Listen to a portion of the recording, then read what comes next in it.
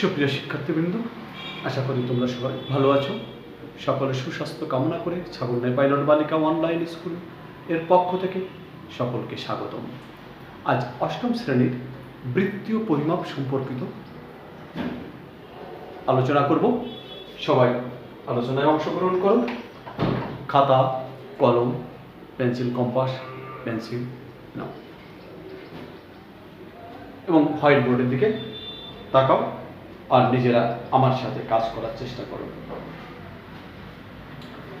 আমি প্রথমেই একটা জিনিস আঁকি।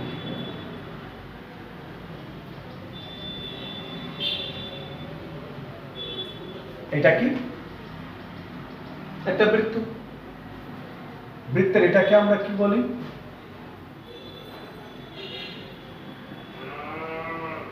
পরিধি। আর যদি কেন্দ্র দিয়ে কোনো রেখা টানি,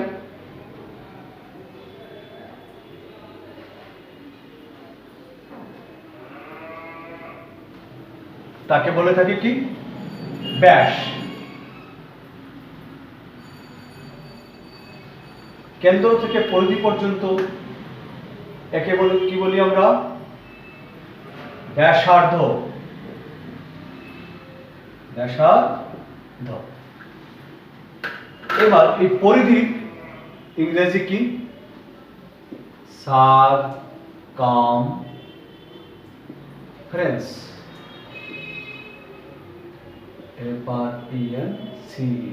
সারকামফারেন্স। ব্যাসের ইংরেজি কি?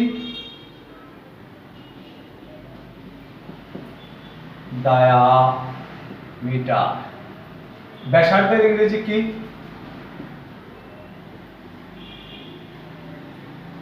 রেডিয়াস। একটু খেয়াল করো তোমরা। আমরা তাই পরিধিকে প্রকাশ করি সি দ্বারা। পরিধিকে প্রকাশ করি সি দ্বারা, ব্যাসার্ধকে প্রকাশ করি আর দ্বারা, আর ব্যাসকে প্রকাশ করি ডি দ্বারা। সেটা ছোট হাতের করি আর বড় হাতের করি, আমরা ওইগুলো করে থাকি এই এর কারণে। এবার আমি আর একটা বৃত্ত আঁকি, একটু ছোট করে আঁকি, বড় না এঁকে একটু ছোট।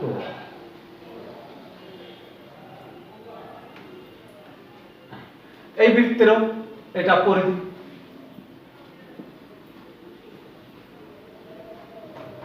যদি কেন্দ্র দিয়ে কোনো রেখা টানি তাহলে সেটা পাবো ব্যাস, তাহলে এটা হলো ব্যাস। এই বড় বৃত্তের পরিধি ভাগ ব্যাস, অর্থাৎ পরিধিকে যদি আমরা ব্যাস দ্বারা ভাগ করি, এভাবে লিখলে এটার যে মান পাবো এই পরিধিকে এই ব্যাস দিয়ে ভাগ করে একই মান পাবো। অর্থাৎ পরিধি এবং ব্যাসের অনুপাত একটা ধ্রুব সংখ্যা, মান সব সময় সমান থাকে। এই ধ্রুব সংখ্যাকে পাই দ্বারা প্রকাশ করা হয়। গ্রীক অক্ষর পাই দ্বারা প্রকাশ করা হয়ে থাকে। আর পরিধিকে আমরা প্রকাশ করলাম কি দ্বারা? সি দ্বারা। ব্যাসকে ডি দ্বারা। আর তাহলে সি বাই ডি সমান পাই। এই পাইয়ের আবার একটু ছোট্টখাটো ইতিহাস আছে।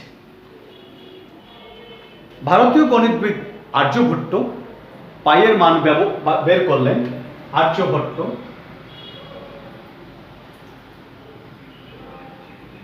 বললেন পাই সমান হলো 62,832 বাই 20,000,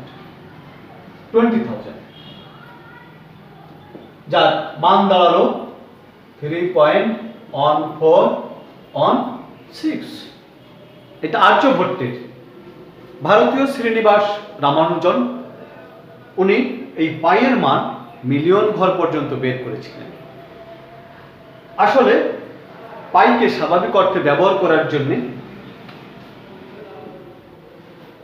22/7 মানে 22/7 করা হয়, কিন্তু আমরা প্রচলিত নিয়মে 3.1416 দশমিকে এটা ব্যবহার করি, ভগ্নাংশে এটা ব্যবহার করে থাকি। এই পাইয়ের ধারণা থেকে আমরা আস্তে আস্তে দেখি পরিধির কোনো সূত্র বের করতে পারি কিনা। আমি এবার এই চিত্রটা মুছে ফেলাই। মুছে ফেলে আমরা আস্তে আস্তে পাঠের দিকে যাই। আমি এটাও একটু মুছি। প্রিয় শিক্ষার্থীবৃন্দ, এটা ব্যাসার্ধ, এটা ব্যাসার্ধ, এটা ব্যাসার্ধ। তাহলে ব্যাস সমান কয়টা ব্যাসার্ধ হলো? ব্যাসার্ধ আর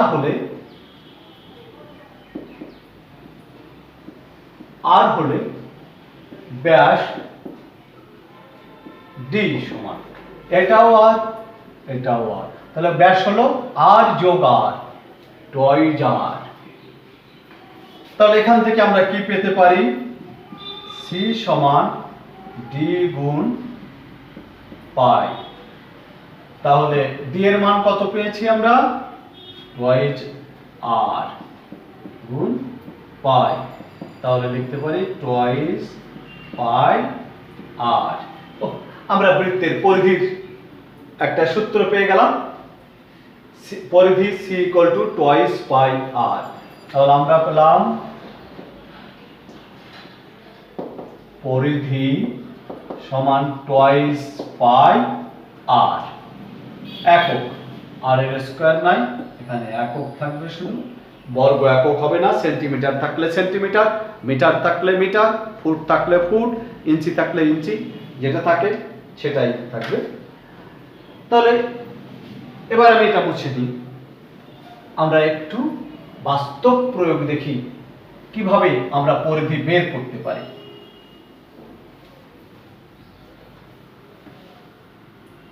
কোন বৃত্তের ব্যাস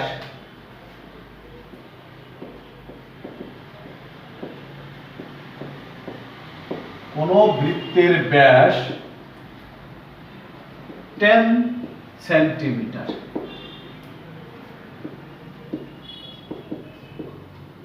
পরিধি কত?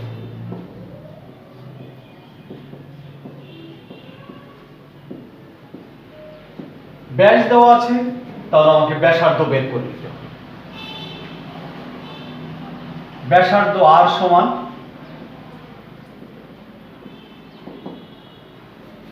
ডি বাই 2 দেওয়া আছে।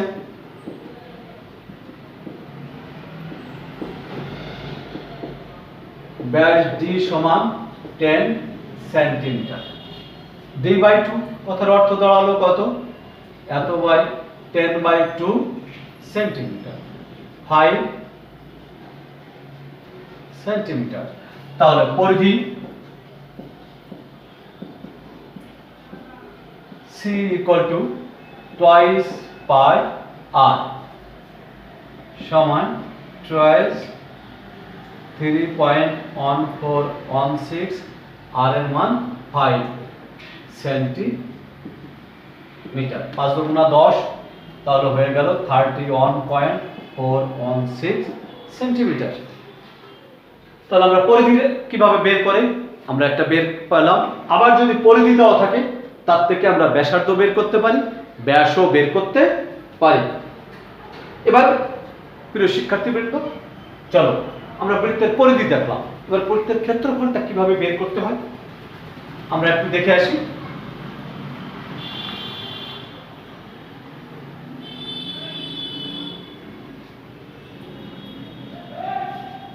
এবার আমরা বের করব বৃত্তের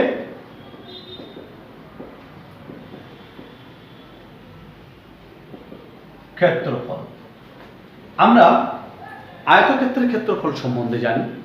আয়তক্ষেত্রের ক্ষেত্রফল হলো দৈর্ঘ্য পূরণ প্রস্থ। যদি একটা বৃত্তকে আমরা আস্তে আস্তে একটা আয়তক্ষেত্রে কনভার্ট করতে পারি, আয়তক্ষেত্রের চিত্রের মতো দেখাতে পারি, তাহলে সহজেই ক্ষেত্রফল পাবো। আমরা সেদিকে একটু নজর দিই। আমি আগেই একটা বৃত্ত এঁকে দিলাম। এই বৃত্তকে আমরা কয়েকটা ভাগ করতে পারি।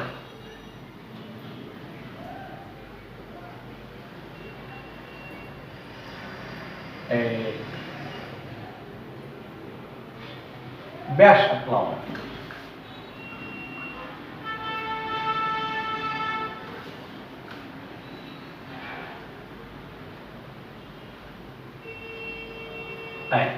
কয়টা ভাগ করছি?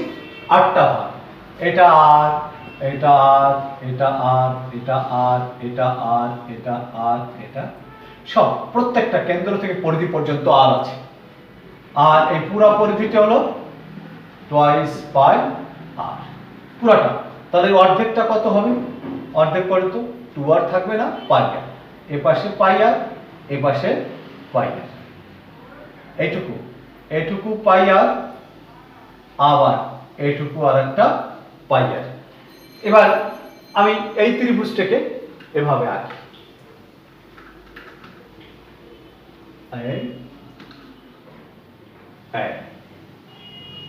ত্রিভুজ নয়, এটা বৃত্তচাপ হলো। এভাবে আঁকলে এটা একটু বাঁকা আসবে। এবার এটাকে আঁকলাম প্রথম, এটাকে আমি নিচের দিকে আঁকি।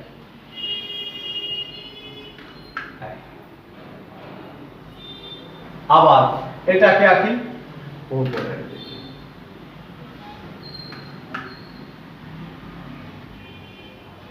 এবার এটাকে আঁকি নিচের দিকে।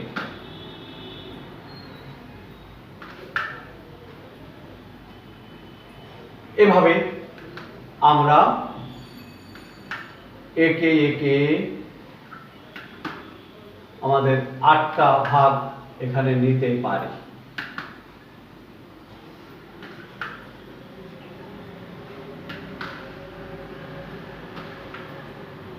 এই 8টা ভাগ নিয়ে নিলাম। কিন্তু এই চিত্রটা আমাদের বৃত্তের এই অংশ এই বাঁকা থাকবে, এই অংশ বাঁকা থাকবে। কিন্তু প্রিয় শিক্ষার্থীবৃন্দ, একটু খেয়াল করো, আমাদের পৃথিবীটা কেমন? গোলাকার। পৃথিবীটা গোলাকার। এই গোলাকার পৃথিবী বাংলাদেশ কেমন ভূমি বলা হয়? সমতল ভূমি। বাংলাদেশকে গোলাকার পৃথিবীর একটা অংশ নয়? অবশ্যই। যদি তোমাদের আরো পরীক্ষা করতে হয়, কারো বাড়িতে যদি মাটির পাতিল থাকে, সেই পাতিলের তলদেশ ছোট ছোট টুকরা করে দেখবে সেটা আর বাঁকা থাকে না, সোজা হয়ে যায়, সমতল ভূমি। ঠিক আমাদের পৃথিবীর অবস্থাও তাই। পৃথিবীতে অবস্থানে বাংলাদেশের অবস্থানও তাই। পৃথিবীর ক্ষেত্রে কেমন? পুরো পৃথিবীটা গোলাকার, কিন্তু বাংলাদেশ ছোট্ট একটু অংশ, তাই সে সমতল ভূমির মতো মনে হয়। আসলে বাংলাদেশের গোলক পৃষ্ঠের একটা অংশ, তারও গোলাকার থাকার কথা ছিল, যেহেতু অল্প একটু তাই সমতল মনে হয়। এখন এটা বাঁকা আছে, কিন্তু যদি এই বৃত্তটাকে আরো খণ্ড খণ্ড করে ফেলি,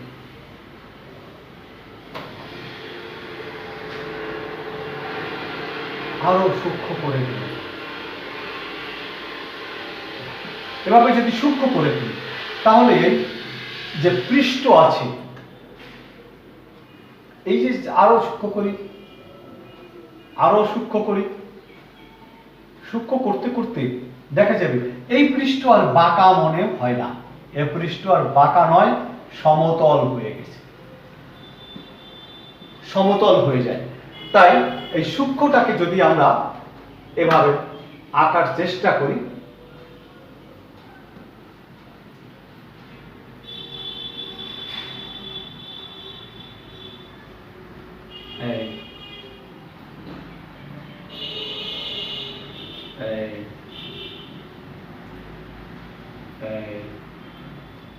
এভাবে এভাবে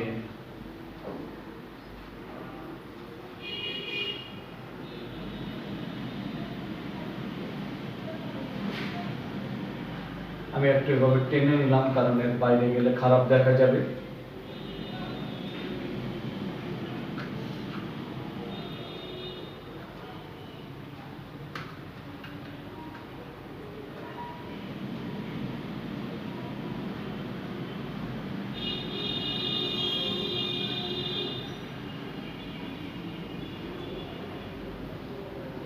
শিক্ষার্থীবৃন্দ, সবাই খেয়াল করো,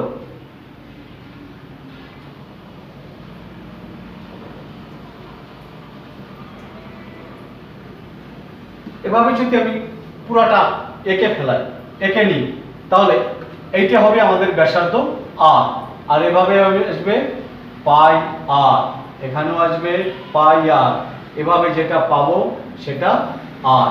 তাহলে এটা কি হয়ে গেল? একটা আয়তক্ষেত্র যার দৈর্ঘ্য পাই আর প্রস্থ আর। তাহলে আয়তক্ষেত্রের ক্ষেত্রফল কি হবে? আয়তক্ষেত্র হলেও সেটা আসলে বৃত্তের ক্ষেত্রফল। তাহলে আমরা পেয়ে গেলাম দৈর্ঘ্য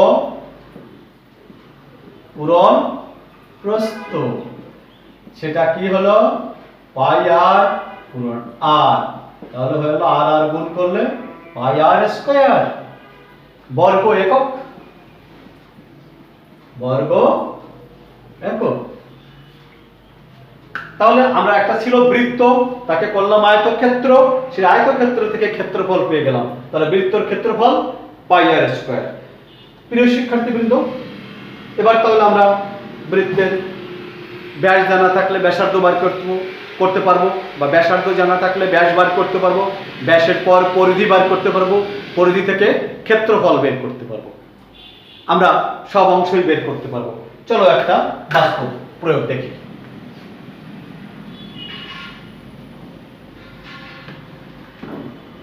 তাহলে এ পর্যন্ত আমরা দুটো বাস্তবে বলতে গেলে তিনটে সম্পর্ক শিখলাম বৃত্তের। বৃত্তের ব্যাসার্ধ আর,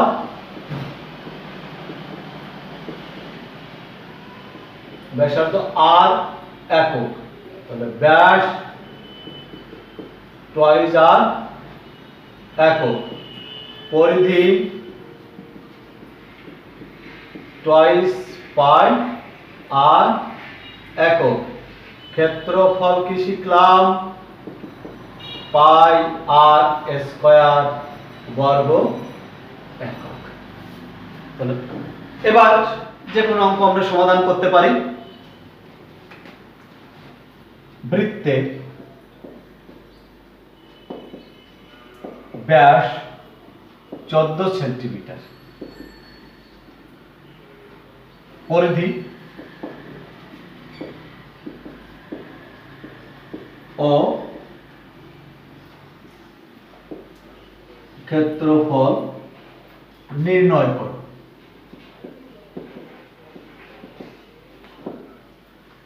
তাহলে বৃত্তের ব্যাস দেওয়া আছে, ব্যাস ডি সমান 14 সেন্টিমিটার। তাহলে ব্যাসার্ধ আমরা সবসময় ব্যাসার্ধ বের করে নেই ভালো হবে। আর সমান 14/2 7 সেন্টিমিটার। তাহলে পরিধি টয়েস পাই আর একক, যতক্ষণ মান না বসানো থাকে ততক্ষণ আমরা একক লিখি ভালো হবে। আর এর মান 7 সেন্টিমিটার। এটা তোমরা ক্যালকুলেটরে গুণ করে বের করবে। ক্ষেত্রফল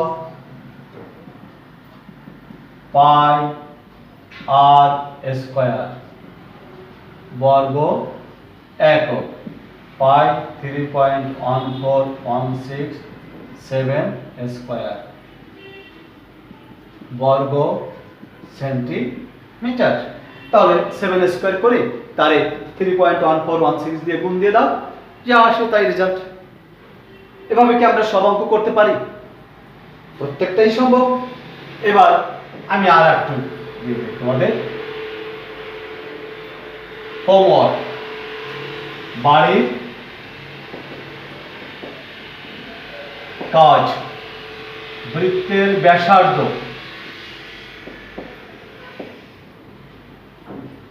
11 সেন্টিমিটার হলে